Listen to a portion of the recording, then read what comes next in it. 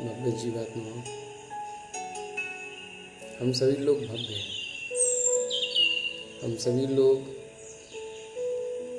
भव्यता में विश्वास रखते हैं और हम एक दृष्टिकोण से इसलिए भव्य हैं क्योंकि हम मनुष्य हैं।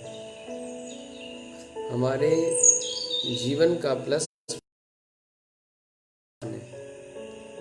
हमारे जीवन में सबसे बड़ी उपलब्धि, हमारी पहली सबसे बड़ी यही है कि हम इंसान हैं और हम उन सभी जीवों से अलग हैं जो आज नरक गति में है, कोई देव गति में, कोई त्रियंच गति में।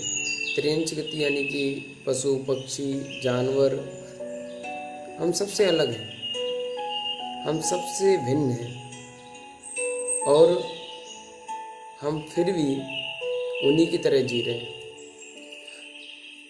हम उनसे अलग होके, क्या हम उनसे अलग हैं? हम उनसे अलग होकर क्या हम मानव जैसी प्रवृत्ति कर रहे हैं? क्या हम जानवरों जैसे,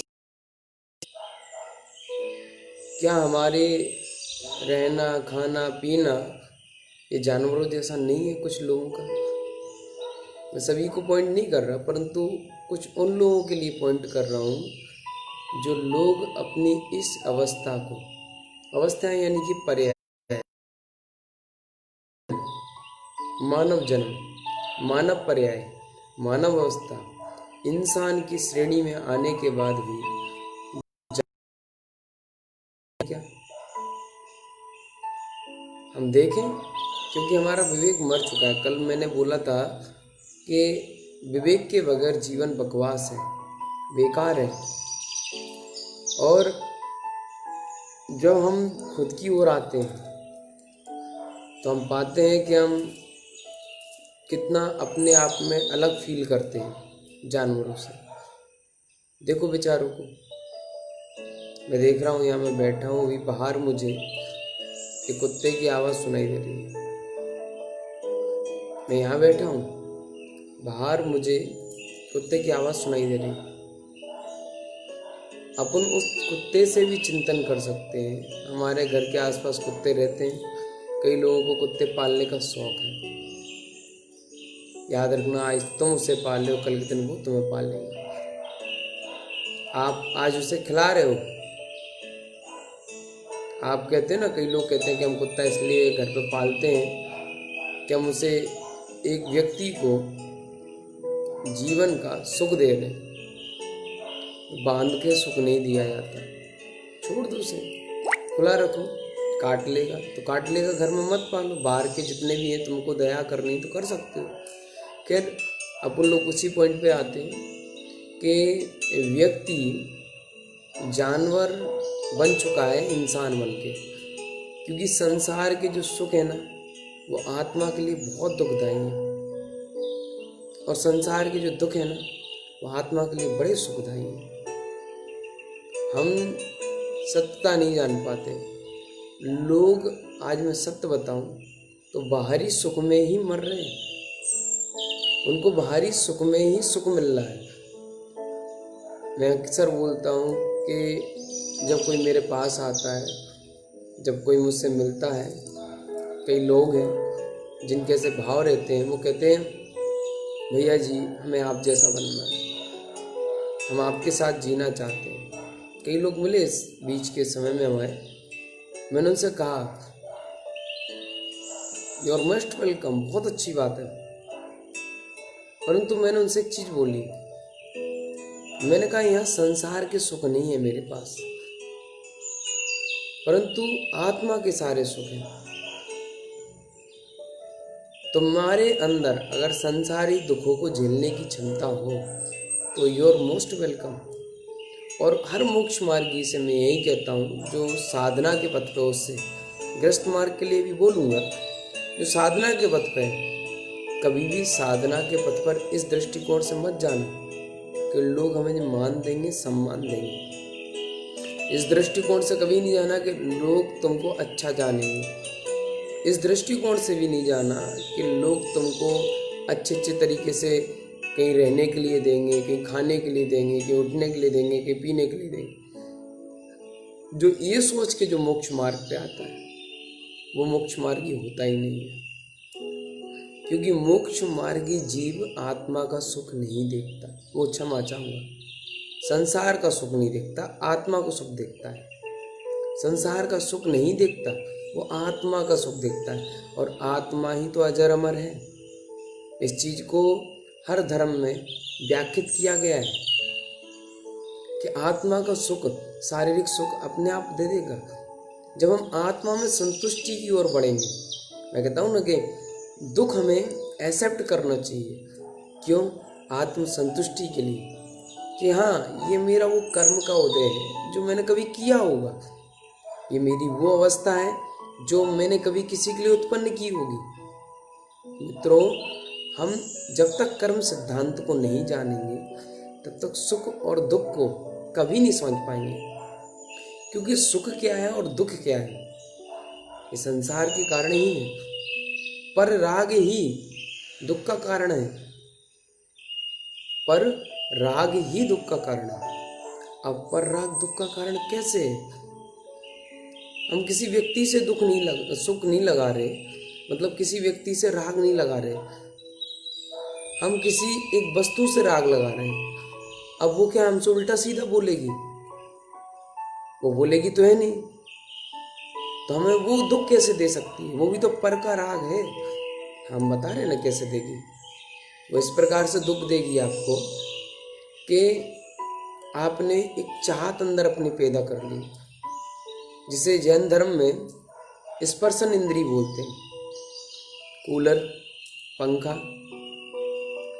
डल्लब के गद्दे, जैसा कि मैंने अभी 1-2 घंटे पहले 5 बजे 5:30 बजे जब ऑनलाइन आया तब बोला था, डल्लब के गद्दे और ऐसी सामग्रियां जो हमें शरीर को सुख अनुभूति प्रदान करती हैं। सुख की अनुभूति, सुख है नहीं वो, ऐसी चीजें किसी को छूने से, किसी को पकड़ने से हमें सुख की प्राप्ति होती है, ऐसा हम जानते हैं, ऐसा हम मान बैठे हैं, इसलिए हम जानते हैं। परंतु जब कोई भी वस्तु, स्पर्शन इंद्रिय का विषय चल रहा है, कोई भी वस्तु, आप पंखा हो, कूलर हो, या सोने की आपका बेड हो, या बैठने का सोफा हो, या आपकी कार हो, या आपकी साइकिल हो, या आपकी मोटरसाइकिल हो, कोई भी चीज हो, ये सब भी दुख का कारण है। क्यों? आपको अगर पंखा की आदत पड़ चुकी है, आप बगैर पंखे के नहीं रह पाएंगे। आपको अगर कूलर और एसी की आदत पड़ चुकी है, आप उसके बगैर नहीं जी सकते। आप दुखी रहेंगे, आपके अंदर संतुष्टि नहीं आ पाएगी। आप गाड़ियों में चलते हो, आपको पैदल चलने में शर्म आएगी। आप साइकिल से कहीं जाते हो, साइकिल पंचर हो गई तो आपका माइंड फिर डिस्टर्ब, या उसका टायर वायर चला गया, क्योंकि आपको उससे राग लग चुका है। अजीब है, जीव नहीं है इसमें, अजीब से दुख प्राप्त हो रहा है, तो पर जीव से तो प्राप्त होगा ही, क्योंकि पर जीव भी स्वतंत्र है और स्वाजीव भी स्वतंत्र है। जैसे हम अपने मन की क्रिया अपने आधार पर करते हैं, अपने ज्ञान और विवेक के आधार पर करते हैं, इसी प्रकार सामने वाला जीव भी अपने मन और आधार के और विवेक के द्वारा आपसे बात करता है, आपसे क्रिया करता है, आपसे मिलता है, आपसे बातें करता है और विचार मिलाता है। अगर मिल जाते तो वो चलता है साथ में, और जिस समय विचार नहीं मिलते उस समय वो भिन्न हो जाता है। तो सोचो, जब वो जीव है वो तो भिन्न होगा ही, जब एक वस्तु जो निर्जीव है उससे आपको दुख की प्राप्ति हो रही। तो इसलिए आचार्यों ने, भगवंतों ने, संतों ने, महात्माओं ने, हमारे पूर्वाचार्यों ने ये कहा है, मुनियों ने ऐसा बोला है कि स्पर्शन इंद्रिय पर तुम्हें कंट्रोल करना है। स्पर्शन इंद्रिय पर कंट्रोल करोगे तो तुम्हारी जरूरतें सीमित अवस्था में आ जाएंगी, तुम एक सीमित अवस्था तक कहीं ना कहीं निश्चित हो जाओगे। और जब हम निश्चित होते हैं ना मित्रों, बड़ा आनंद आता है। बड़ा अनुभव अच्छा सा फील होता अंदर से। मैं सत्य कह रहा हूँ, मैं कार ड्राइव करता हूँ, कई बार ऐसा आने जाने का रहता है तो मुझे बड़ा आलस सा लगता है, मैं क्यों चला रहा हूँ, थिंक करता हूँ। तो इसलिए मैं बहुत कम उसको यूज़ करता हूँ। आने जाने के लिए उपयोग किया, रख दिया, चटाई पे सोता हूँ, कोई डल्लब के गद्दे नहीं, बेड कोई यूज नहीं करता।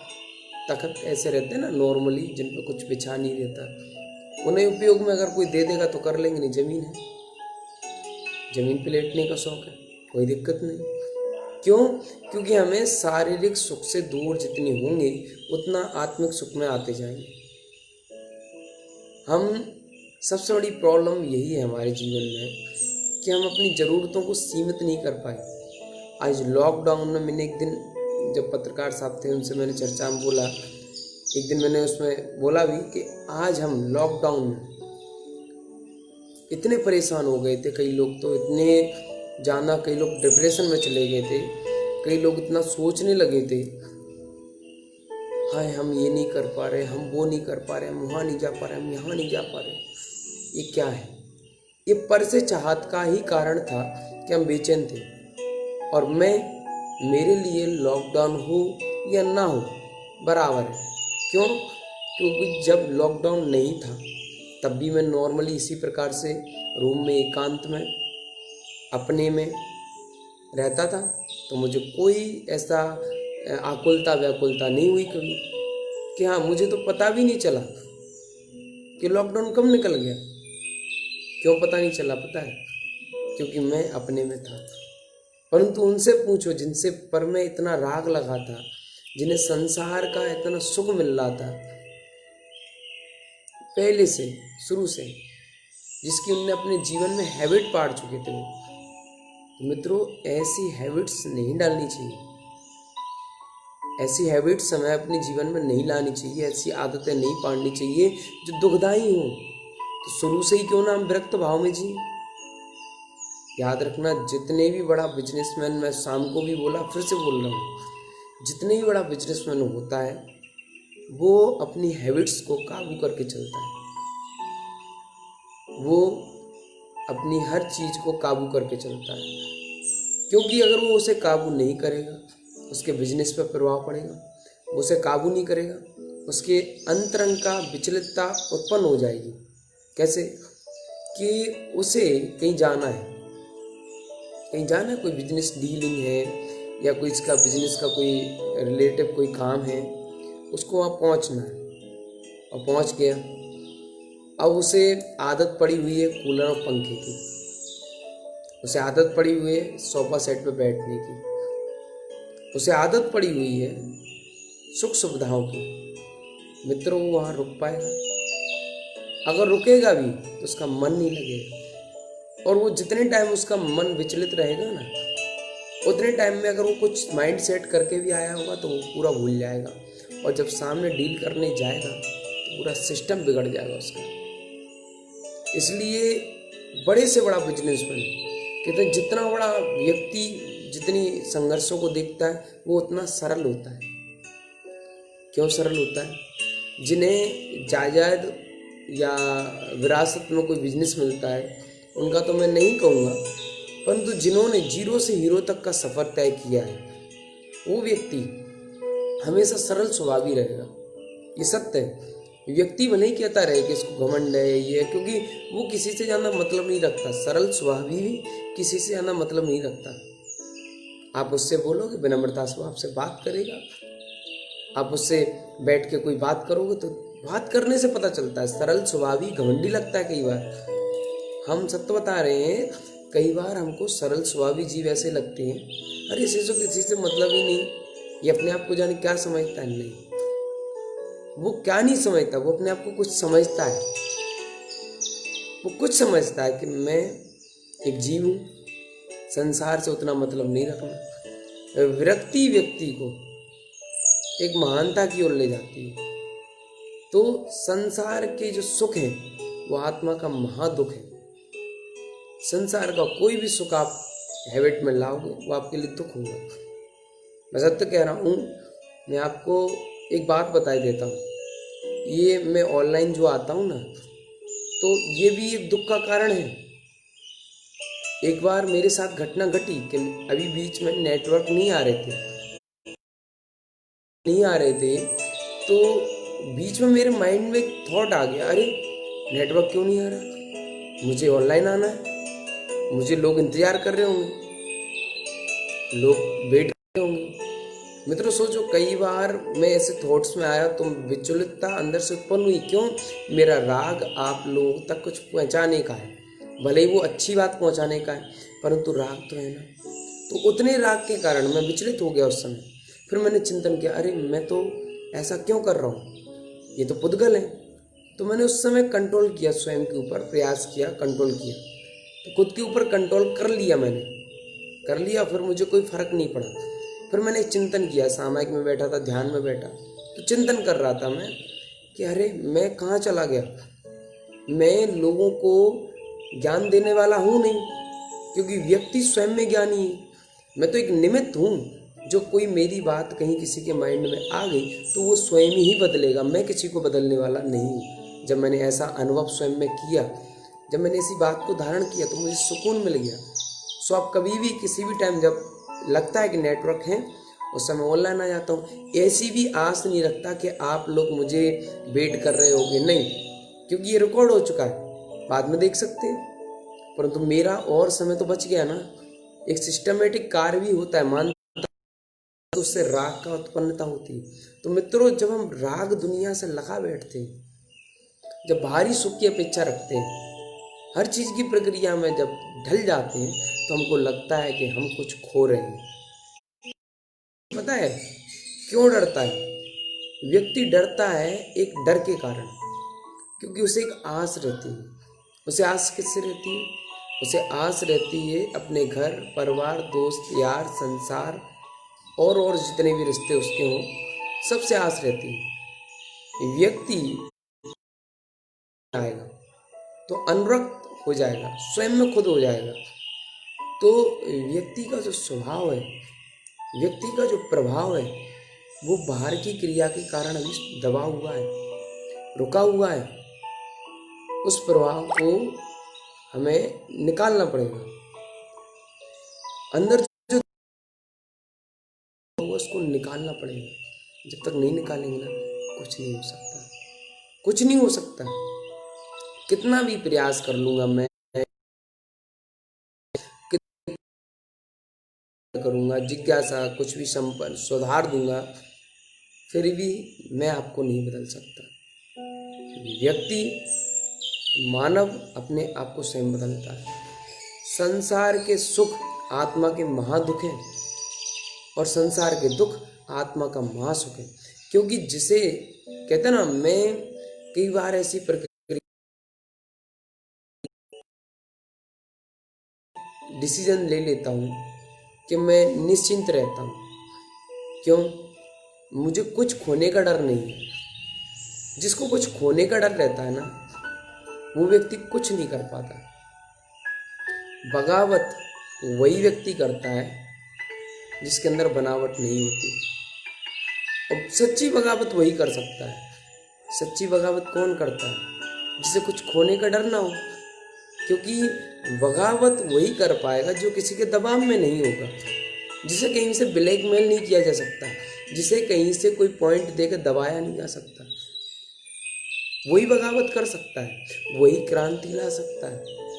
और क्रांति ही एक शांति का मार्ग है। लोग कहते ना, अरे शांति कैसे आएगी? देखो, 1857 की क्रांति, भगत सिंह द्वारा की गई क्रांति, महात्मा गांधी द्वारा की गई क्रांति, इन क्रांति के कारण ही तो शांति देश में आई। लाखों लोग मरते थे, लाखों का शोषण होता था। आज भी शोषण हो रहा है, परंतु कम अवस्था पे हो रहा है पहले से। तो मित्रों, हम क्रांति का स्वरूप जाने, और क्रांति वही कर सकता है जो निडर होगा। निडर कौन हो सकता है? जिसे कुछ खोने का डर नहीं होगा। मैं आज इस अवस्था में बैठा हूं ना, तो मुझे कुछ खोने का डर नहीं है, मुझे किसी चीज का भय नहीं है। मुझे कोई भी नहीं दबा सकता, मुझे कोई भी नहीं हटा सकता, मुझे कोई भी दुख दुख नहीं लगता। कारण पता है क्यों?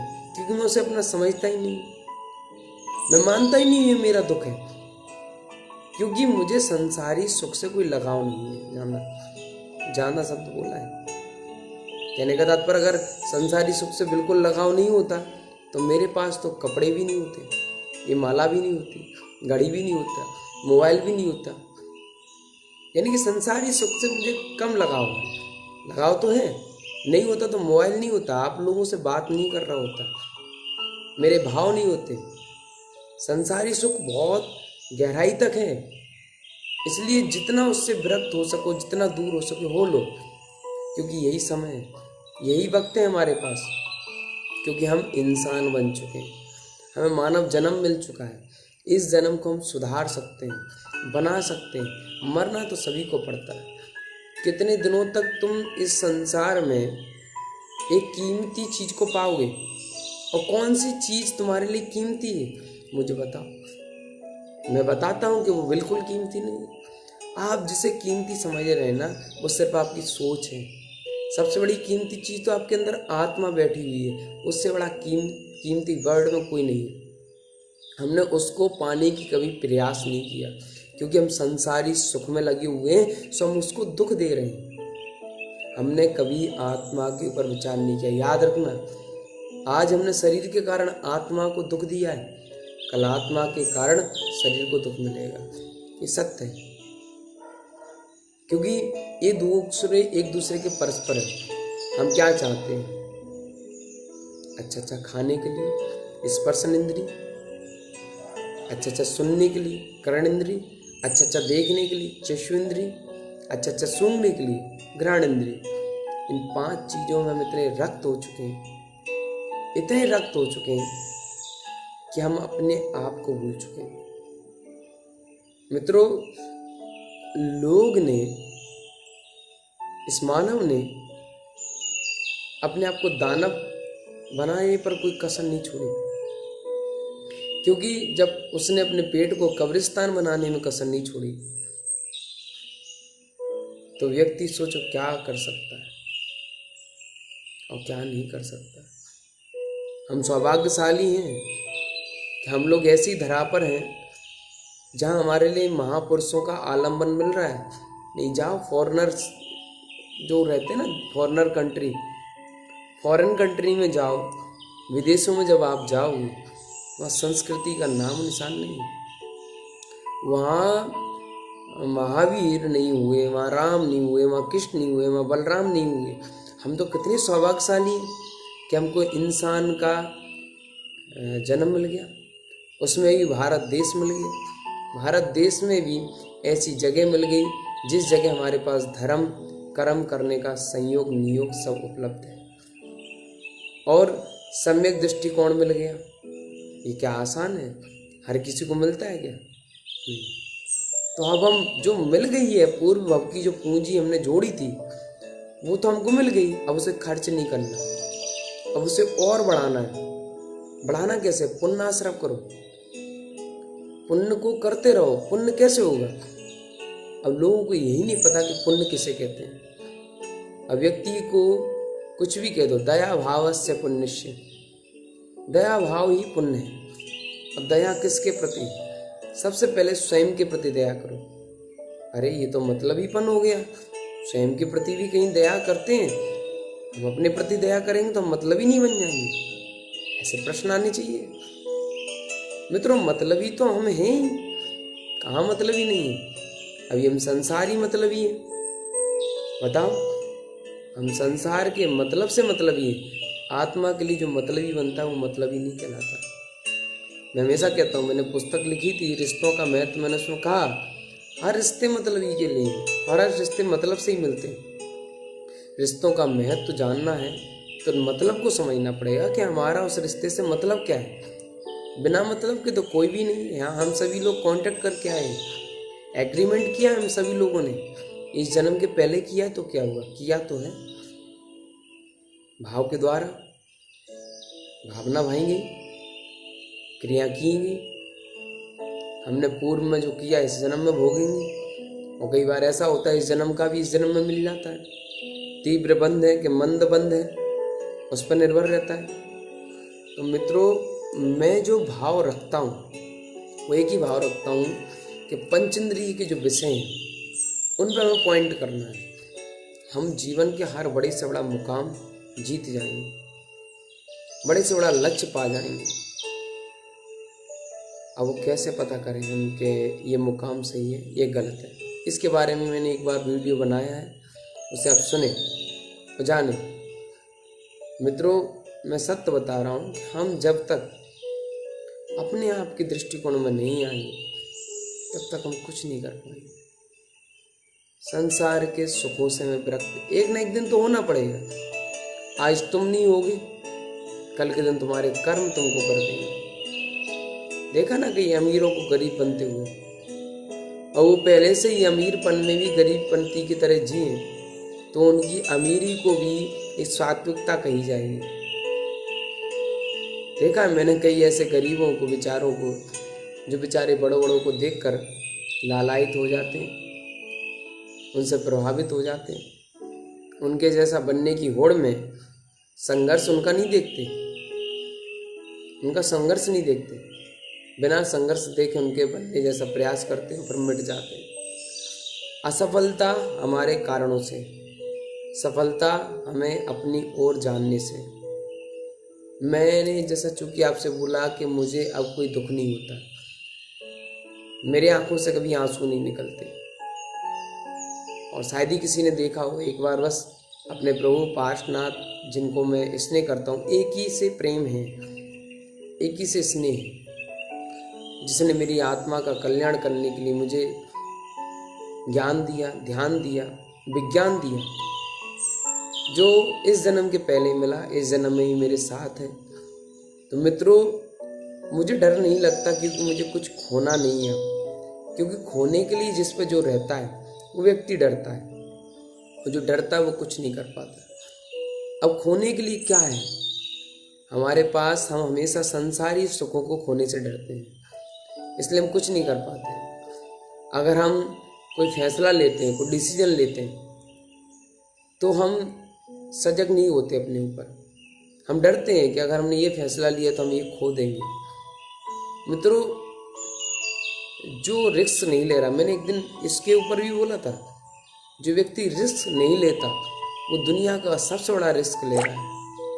रिस्क ना लेना ही सबसे बड़ा रिस्क है, क्योंकि बिना रिस्क लिए आप कुछ कर नहीं सकते।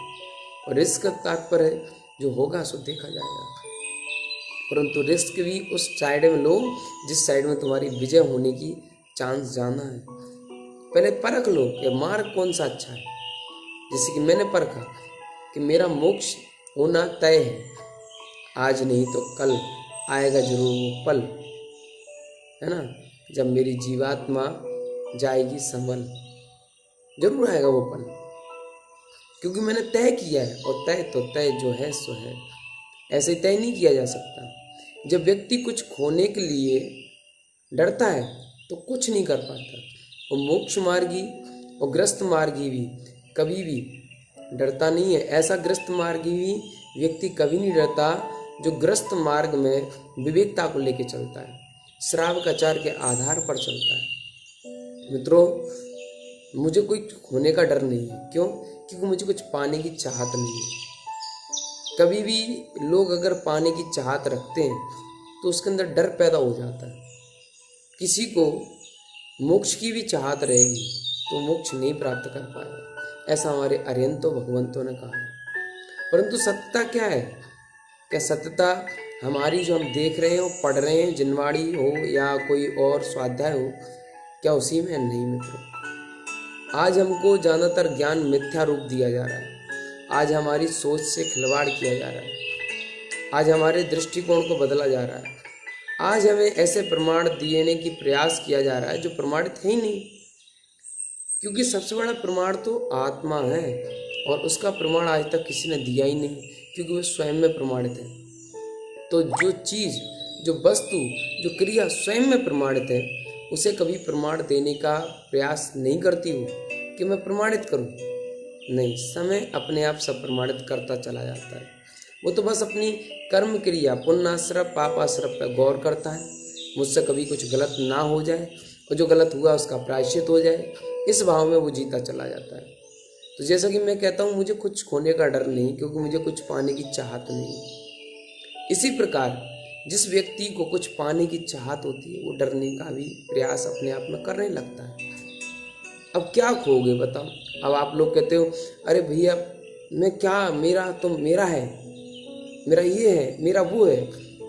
मान लिया मैं किसी को नहीं रख रहा, मैं अपने आप को रखता हूँ 2 मिनट के लिए, कि मैं आज यहाँ बैठा हुआ हूँ।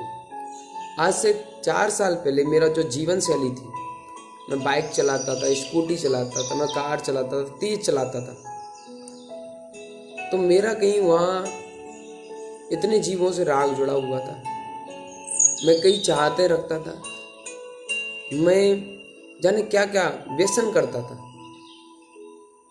मैंने जीवन में व्यसन किए, सारी प्रक्रियाएं ऐसी की जो कहीं ना कहीं गलत थी, गलती थी। अगर गलत नहीं होती तो आज मेरे वो 7 प्रक्रियाएं भी होती।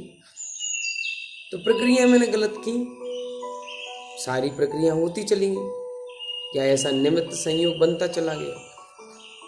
अगर मैं मर जाता उसी समय, मैं शरीर से निकल जाता, मेरा एक्सीडेंट हो जाता मेरे साथ, तो क्या मेरा वो राग नहीं छूटता? मित्रों, हम किस चीज को संभालने का प्रयास कर रहे हैं?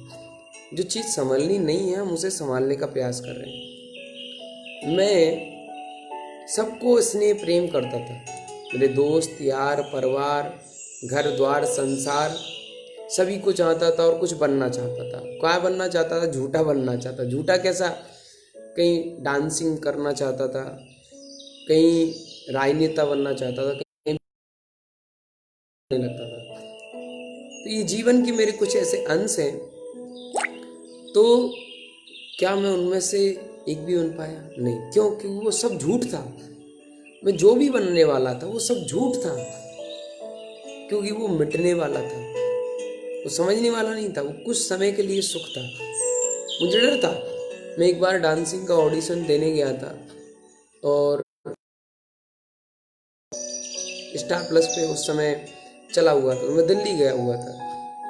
दिल्ली में द्वारका सेक्टर में, वहाँ द्वारका में था, ऑडिशन दिया। मैं 3 राउंड निकाल,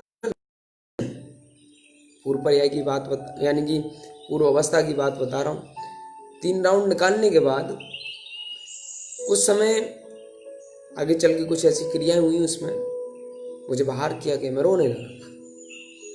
तो रोने वाला आज मैं जब चिंतन करता हूँ कि रो क्यों रहा था, रो इसलिए रहा था क्योंकि मुझे कुछ आस थी, चाहत थी जो पूरी नहीं हुई। व्यक्ति इसलिए तो रोता है। रोने का मुख्य कारण क्या रहता है व्यक्ति का? कि उसकी कोई भी चाहत का पूर्ण ना होना उसके रोने का कारण है। यही है कारण, और कुछ नहीं है। जो चाहत जहाँ होती है वहाँ राहत कभी नहीं होती। मैं सत्य कह रहा हूँ। लोग कहते ना, चाहत को राहत बना दो।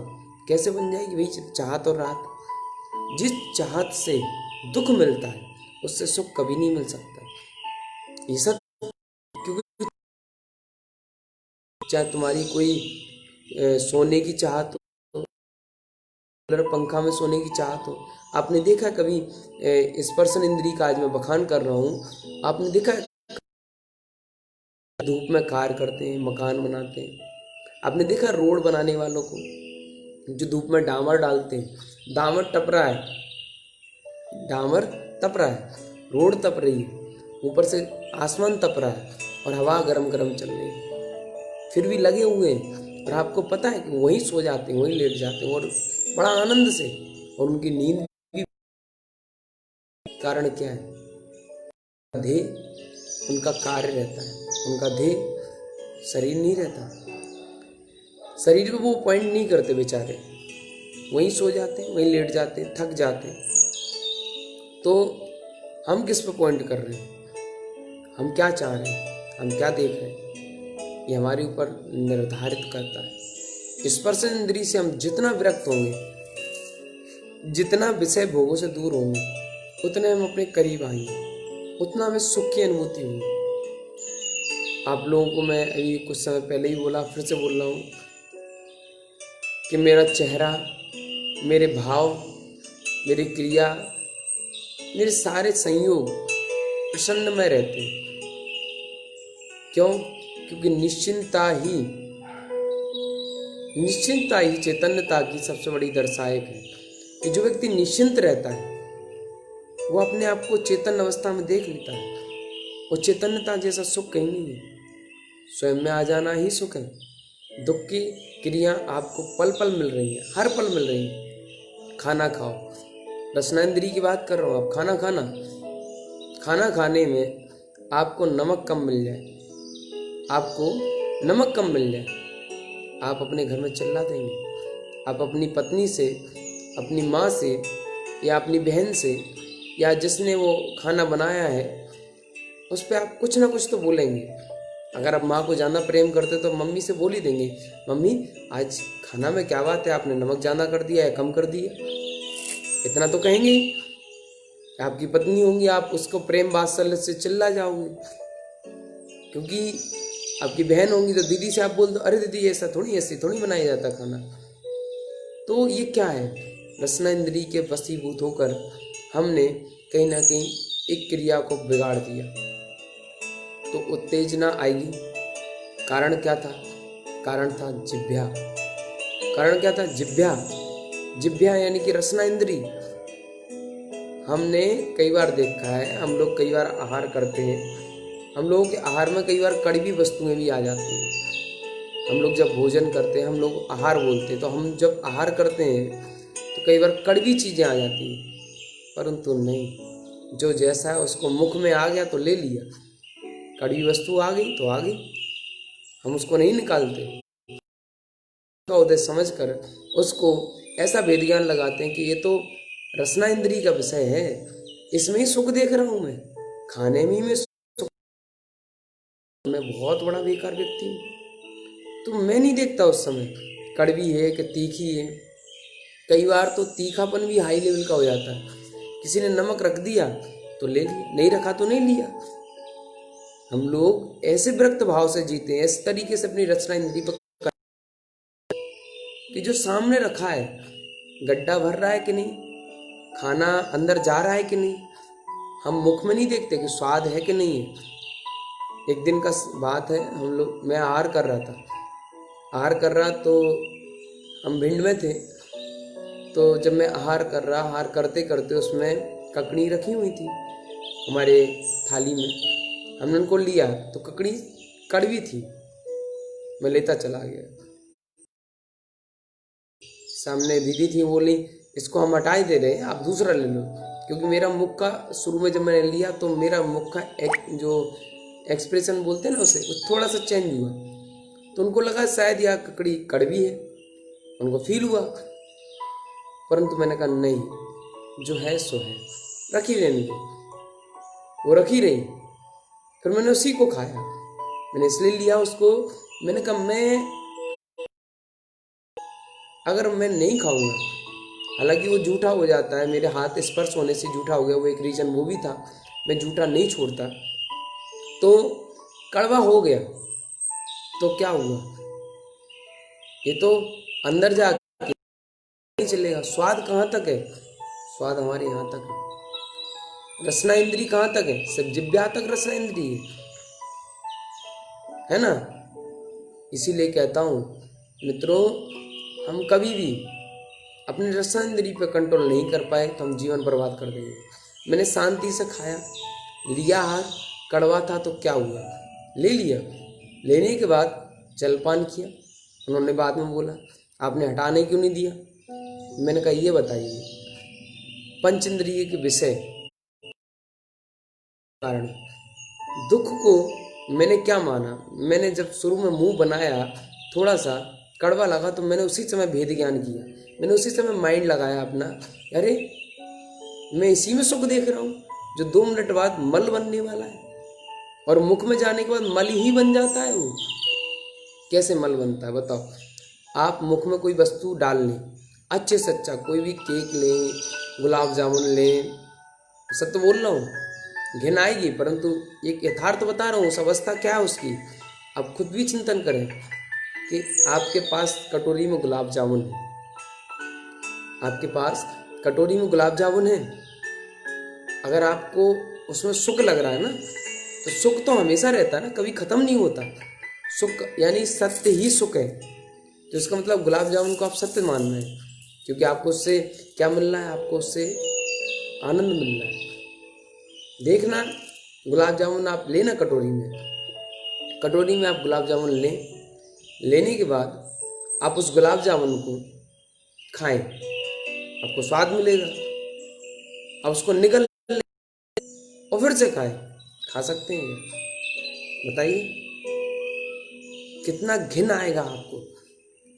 किससे घिन आ रहा है? आपका शरीर है ना, आपका ही तो मुख था, और आप ही का गुलाब जामुन था, और आप ही को पसंद था, आप ही को वो गुलाब जामुन आनंद दे रहा था। अब उसको दोबारा से खाओ ना। जब निकालो फिर खाओ, निकालो फिर खाओ। कर सकते हो क्या ऐसा? उल्टियां आ जाएंगी मित्रों, उल्टियां आ जाएंगी। उल्टियां तो छोड़ो, कल के दिन खाने का भाव नहीं होगा, घृणा उत्पन्न होने लगेगी आपको। क्या हमने कभी चिंतन किया? क्योंकि जब वो 2 सेकंड बार मुख में गया नहीं कि खत्म, रूप बदला, रंग बदला, स्वाद बनना। क्या बोला मैं? रूप बदला, रंग बदला, स्वाद बदला, आकार बदला। और हम उसी को साकार समझ रहे थे। हम ये समझ रहे थे कि यही हमारे लिए सर्वस्व है, इसी से हमको सुख मिलेगा। सुख मिल रहा था तो सामग्री तो वही है, मावा है, उसमें वही चक्कर मिली हुई थी। कहाँ गया वो अब स्वाद? कहाँ गया वो सुख? परंतु वो अंदर गया। अंदर जाने के बाद आपने जाना खा लिया। जाना खाने के बाद आपको उसने कुपच कर दी। अब दूसरे दिन आपको वेदना हुई। इसलिए कहता हूँ, खाना पीना, रसना इंद्री, इस पर कंट्रोल करो। क्योंकि आज हम कुछ भी खा रहे हैं, जो मिल रहा है वो खा रहे हैं। क्या हो रहा है? जो मिल रहा है वो पी रहे हैं। किस कारण से? दूसरों की देखा देखी में। मैं सत्य कह रहा हूँ, आज पता नहीं जाने क्यों मुझे ऐसा उपयोग लग रहा है, क्या मुझे कुछ जीवन की अपने हिस्से बताने का मन हो रहा, परंतु वो इससे अब चर्चा करने से भी मुझे दोष लगता है। इसलिए मैं आपको एक चीज बता दे रहा हूं कि व्यक्ति अपने स्वभाव को बदले, उसका भाव अपने आप अंदर से उत्पन्न होगा बदलने का। व्यक्ति का उसका स्वभाव ही ऐसा है। स्वभाव पता है क्या है? ये तुम्हारा ऊपर का विभाव है। स्वभाव तो आत्मा का ज्ञान है। स्वभाव तो तुम्हारा आनंदमयी है। स्वभाव तो तुम आनंद स्वरूप हो। तुम किसी के पराधीन नहीं हो, तुम स्वाधीन हो। ये स्वभाव है तुम्हारा। और तुमने ऐसा स्वभाव जाना नहीं जाना। तो मित्रों, ऐसा स्वभाव हम जाने। आप लोग चिंतन करें, मनन करें और धारण करें, जो आपके लायक लगे, जो आपको उचित लगे, जिस चीज को आपके आत्मा को सुख मिले, जिससे आपको लगता है कि आपके लिए कल्याणकारी है, उस चीज को धारण करें। मेरे कहने से भी ना माने, न किसी और के कहने से माने। आपका विवेक लगाएं, स्वयं उपयोग लगाएं, माने जाने धारण करें। इसके सिवा कुछ नहीं है। क्योंकि तर्क सिद्धिता पे ही सिद्ध होता है ज्ञान, याद रखना। इसलिए मित्रों, रसना इंद्री और स्पर्श इंद्री तुम्हें सुखी और नहीं ले जाते। इसके पे कंट्रोल करना ही तुम्हें सुख की ओर ले जाएगा। तो हम भावना बातें आप लोग चिंतन करेंगे, मनन करेंगे, मंथन करेंगे और जीवन को सार्थक बनाएंगे। इसी शुभ भावना के साथ ओम नमः सिद्धेश्वराय।